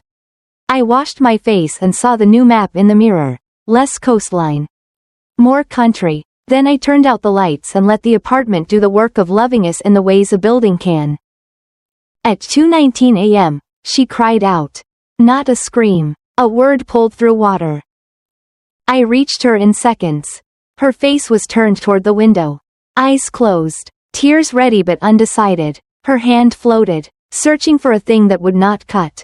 I sat, cupped her fingers, and said her name like a spell I remembered in time. She didn't wake. She spoke from the place dreams stand when they lean over the railing of this world. He said sorry, she whispered, clear as noon. He said sorry, from the other side. The air in the room did not move. The night rearranged itself to accommodate a sentence that required the dark for proper staging. I didn't ask which side. The side between yesterday and after. The side between who he was and who we might let him be. The side between a house that knew our voices and an apartment learning our footsteps. The side between a child who punishes to stop a wound and a child who forgives to stop a lineage. He said sorry, from the other side. I pressed her hand to her chest until her breath remembered what to do. I watched her face smooth back into safety. I sat there until the aquarium fish made a full orbit and found themselves again. When I returned to bed, the sentence followed like a careful animal. I lay on my back and let it settle beside me. A guest who would not be staying but needed the night. What if he meant it? What if meaning it isn't enough? What if forgiveness, in this family, is not a door but a peephole we agree to look through at noon on Sundays? I did not solve anything before morning. I did not try. I held my daughter's dream in my mouth like a communion I had not yet been taught to name. The sun came with its reliable arrogance. It touched the windows as if it had signed the lease. The apartment stretched, yawned, and promised me nothing except what I could measure: coffee, toast, a day with edges we could sand. I stood, made both, and set 2 plates on the table as if plates were spells. When Mia padded into the kitchen, she looked like a girl again. She glanced at the window, at the aquarium glow, at my face. "I had a dream," she said. "I know," I answered. "Did I talk?" "A little." She swallowed. "Was it bad?" "It was brave." She exhaled, a small laugh hitching a ride. "Do you want to know?" "Only if you want to tell me." She sat, tore her toast into precise quarters, then changed her mind and ate it whole. "He was on the other side of a door," she said, "the kind that slides, not swings. He wasn't trying to come in. He was just, finally facing it. Not me. It." She looked at her hands. "He said sorry like a person who knows the difference between sorry and stop." "And did you answer?" She shook her head. "I didn't have to. The door was made of glass." We ate in a gentle quiet. When the plates were clean, she looked up with ceremony. "I think I want to see the room where the chairs are," she said, meaning therapy, but also meaning a place where words do not draw blood. "I'll call," I said, "for both of us." She nodded. "Today?" "Yes," I promised. "Today." She stood, came around the table, and leaned into me with her full weight. We stayed like that for a measure of time that did not require numbers. When she stepped back, she grinned in a way that threatened to be permanent. After that, she said, "Can we get another plant? One that forgives if we forget to water it sometimes?" "We'll get 2, I said. "One for forgetting, one for remembering."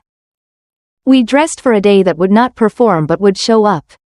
Shoes at the door, keys in the bowl, cups in the sink. We were not fixed. We were furnitured. Before we left, I opened the window and let the apartment exchange breath with the street. The city answered with the sound of a bus sighing to a stop and an old woman laughing like she owned the block. We stepped into it, and the day took us in. Unremarkable and wide. On the table, the letter from Daniel did not move. On the shelf, the envelope from Angela did not either. They had changed shape anyway, not anchors. Not threats. Landmarks. If we ever needed to look back, we would know where we had been. The door closed behind us. The hallway smelled like someone else's coffee. We reached for each other's hands and found them. That was the subtle revenge. I realized as the stairwell light blinked awake, the choosing. Again and again, not to abandon our own company. At the bottom of the stairs, Mia asked without turning, "If he stays sorry from the other side, does that count?" "It counts for him," I said, "and it counts for who we become." She nodded. We stepped into the morning that had been waiting on purpose. The sky above us learned our names. The room is colder than it needs to be. Therapy rooms often are, a little too clean, a little too pale, as if neutrality could protect us from memory.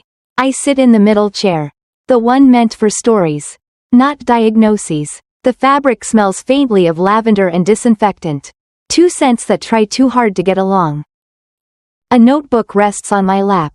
The kind therapist, not my therapist, but one who borrowed the hour, told me to start from wherever feels safe. Safety, I've learned, is a moving target. I look at the framed print on the wall. An empty beach. Soft horizon, no footprints. Underneath it, in tiny type, the words "You are already here." I take a breath that doesn't quite commit. "It began," I say slowly, "with a surprise flight and a bad decision about love."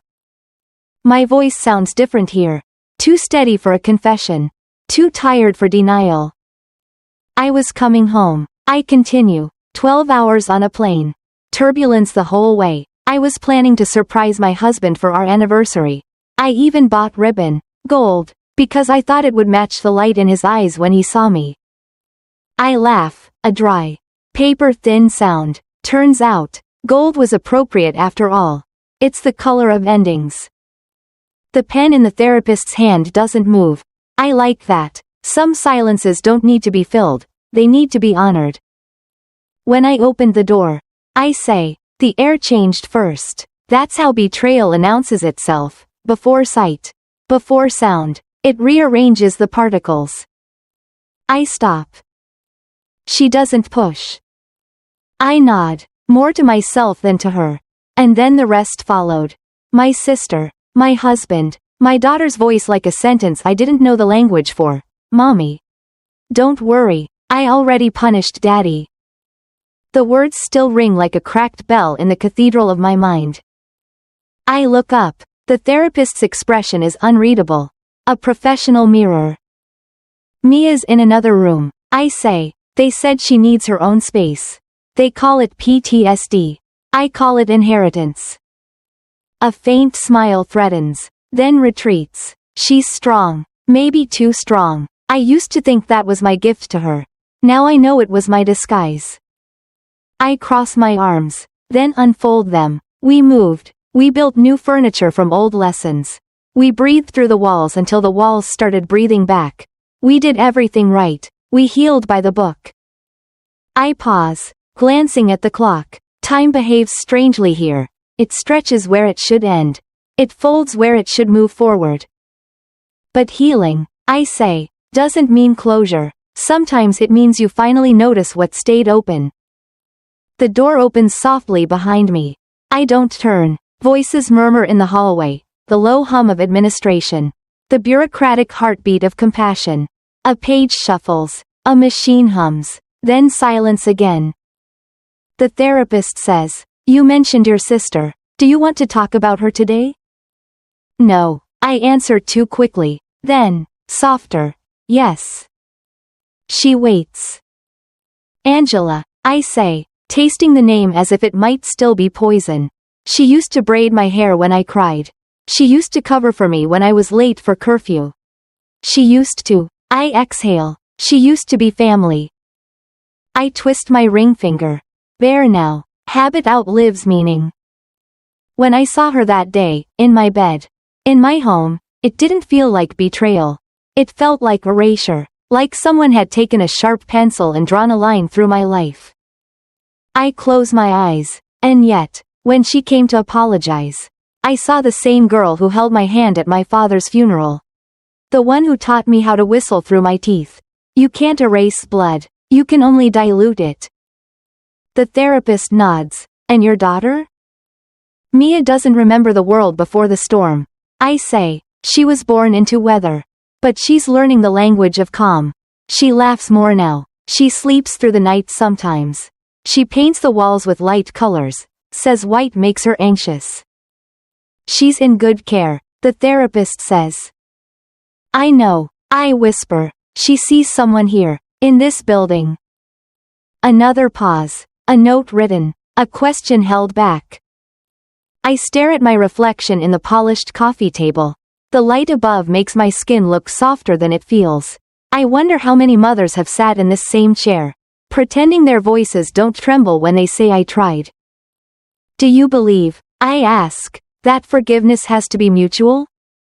The therapist tilts her head. What do you mean? I mean, I search for the right construction.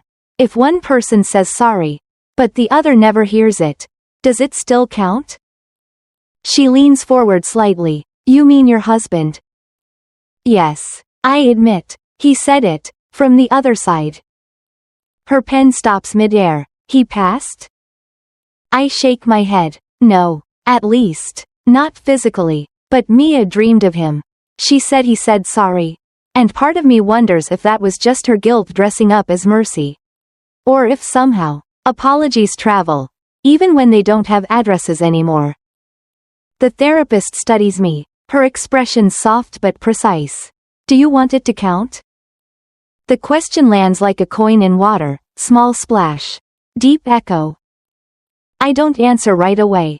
The truth is too fluid for yes or no. I want peace, I say finally, and peace doesn't always look like justice. Sometimes it looks like a chair in a quiet room. She nods, almost imperceptibly. You've been sitting in that chair for a long time. Longer than this room knows. I say. Outside, rain begins, not dramatic. Not cinematic, just steady, the kind that writes its own lullaby on glass. I think about the day Mia and I planted the new houseplant she named Forgive Me Not. We watered it too much the first week and starved it the next. Learning rhythm through mistakes. It lived anyway. That felt like grace. I think about the email from Daniel's rehab center last month. Discharged. Stable. Enrolled in follow-up. I didn't reply. Healing, I've learned, doesn't require an audience. I think about Angela's donation receipt that arrived last week. She'd sent it to my mother. Not me. A check made out to a shelter for women rebuilding after domestic betrayal. The memo line read simply, for the ones who stayed too long. There are 1,000 versions of atonement. I suppose. Some arrive with envelopes. Some with silence. The therapist shifts in her chair. If you could speak to them now, she asks, what would you say? I smile without humor. Nothing new. We've all said enough. But maybe I'd ask them one question. Which is, who really punished whom? The words hang between us like a thread that could become either a bridge or a noose. The session ends at the half-hour mark. But she doesn't rush me. She leaves space. The way good listeners do, an invitation disguised as time. When I finally stand, the chair sighs with me. I glance at the notebook on the desk, the pen poised on its edge like a witness who won't testify. Thank you, I say. She nods. Would you like to wait for your daughter? Her session ends in 10 minutes. Yes, I say, settling back into the waiting area. The chairs there are less kind. Built for patience, not confession. A magazine with last month's date lies open to an article about resilience. I trace the headline with my thumb until the words blur. How to rebuild without the need to burn. The rain thickens. The window fogs. I hear footsteps in the hallway, light. Measured. The door opens again. A voice, familiar and polite. Mrs. Carter? I look up. And freeze. The therapist standing in the doorway is not the woman who'd been with me. She wears the same neutral colors. The same calm expression. But her eyes, God. Her eyes. Angela? I whisper. She smiles, a small, professional curve that doesn't reach the ache. It's Dr. Monroe now, she says softly. I just finished with Mia. She's doing well.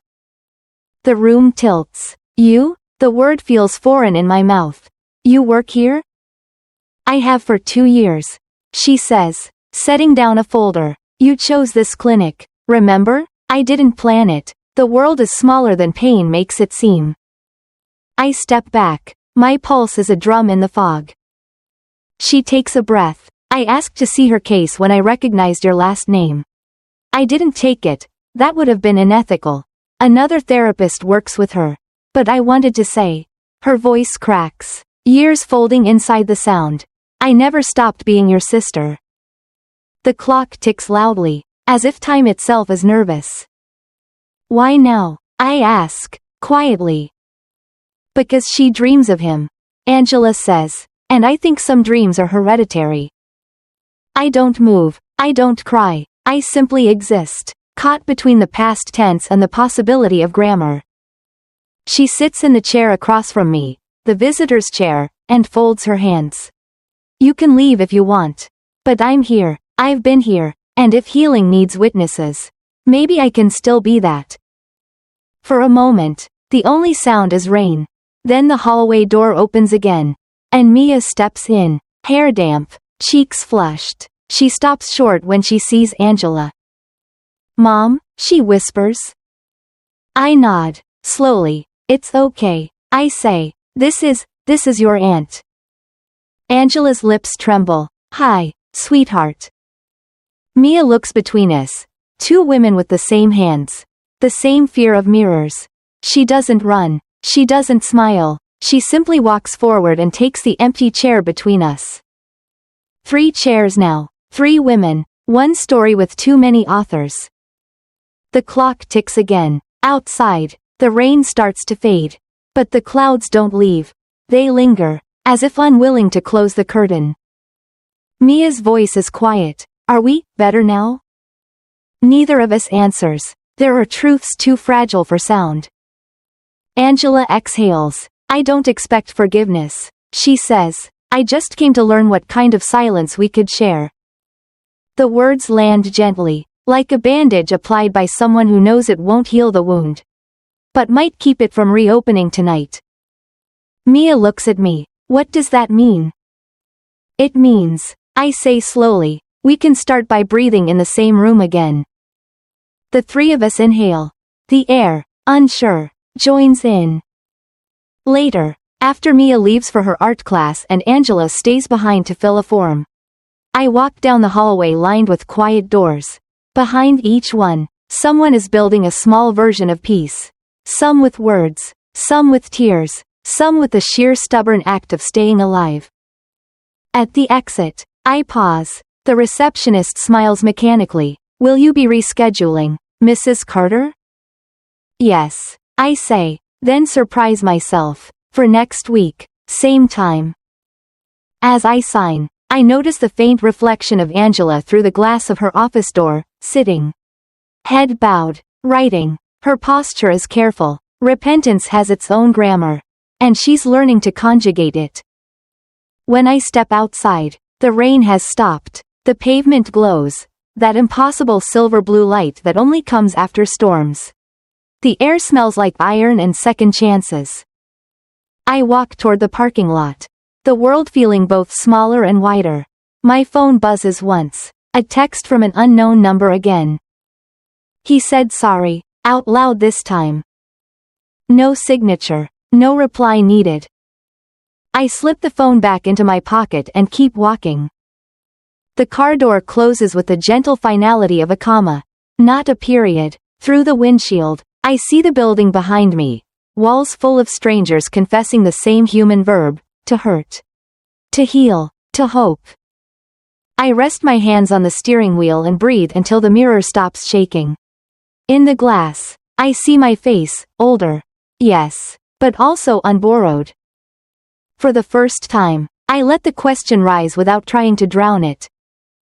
Who really punished whom? And for the first time, the silence that answers doesn't hurt. It just breathes.